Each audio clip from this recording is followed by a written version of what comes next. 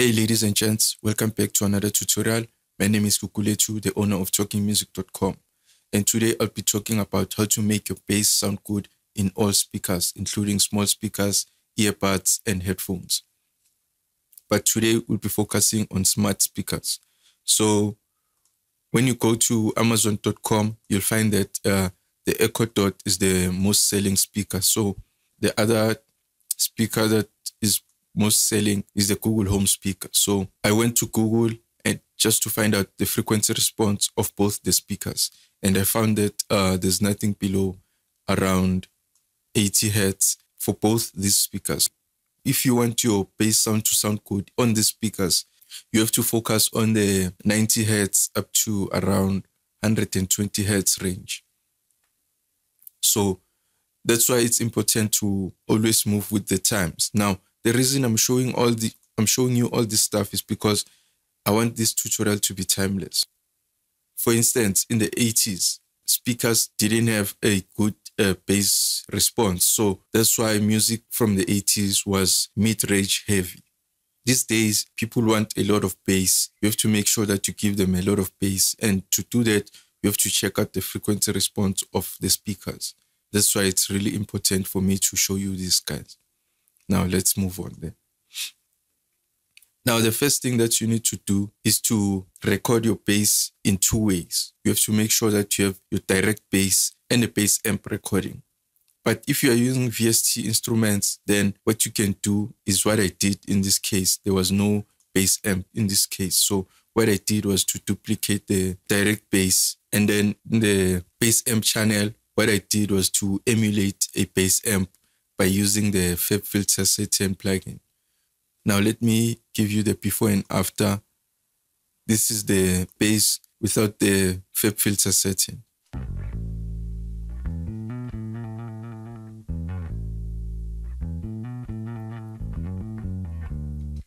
And this is with.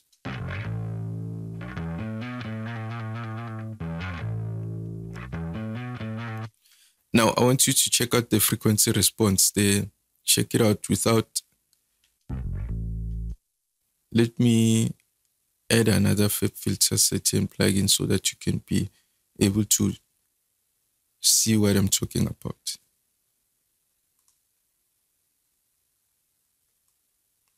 Now I want you to check out the frequency response here. This is a default setting, so there's no distortion or saturation happening.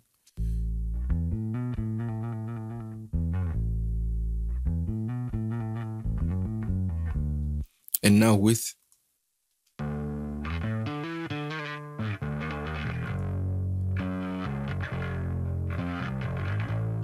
As you can see, it's emphasizing that frequency range that we saw here. So it's around here, which is really important for making sure that your bass does translate well in these small speakers. So let me remove this. This is the best way to make sure that your bass sound does translate well in small speakers. And then the next thing you do is to blend the two bass sounds together.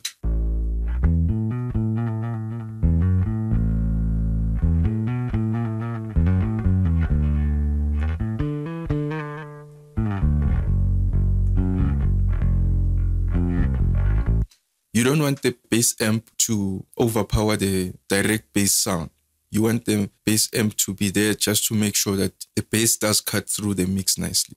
So what you can do is to check it out maybe with the kick and then see if it does sit well.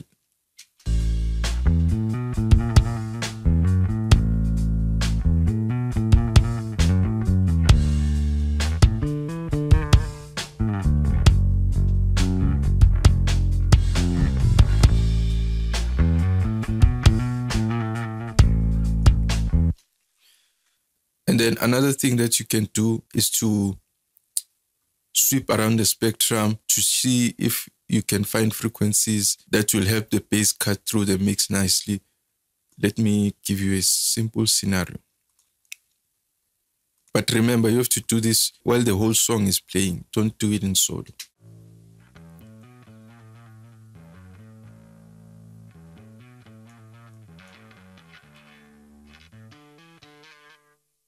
I'm just trying to find the presence of the vocal, of the bass sound.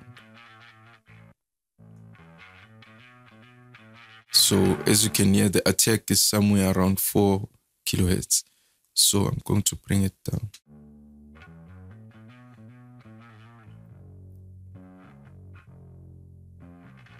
This will definitely help the bass to cut through the mix, and it will be audible in headphones and small speakers, including smart speakers as well.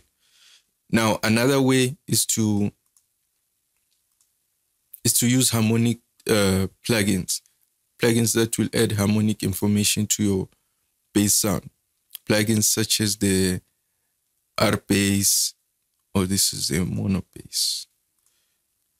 Plugins such as the R-Bass, or let me see, Max Bass. Yes, Max Bass.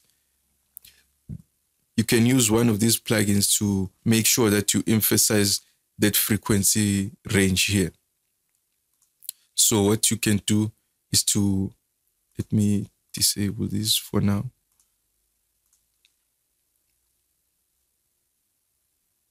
What you need to do is to use an analyzer. In this case, I'll use the F6 real-time analyzer. So, solo the bass.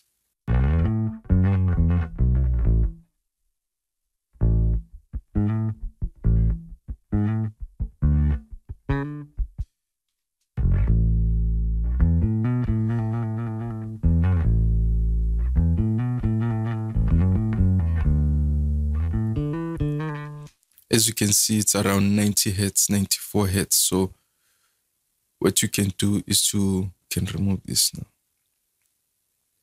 Go to R-Bass, and then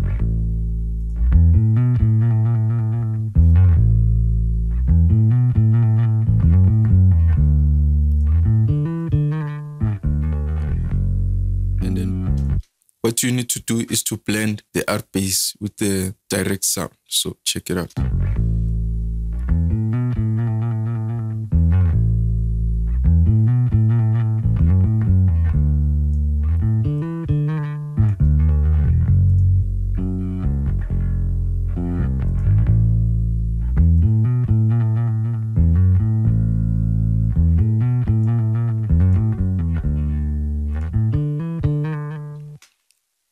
This should definitely help your bass cut through the mix, and it will be audible in smart speakers because you emphasize this frequency, which will add harmonics to your bass sound. And then same thing with the max bass. If you choose to use max bass, we know that it was around 90 hertz, 94 hertz.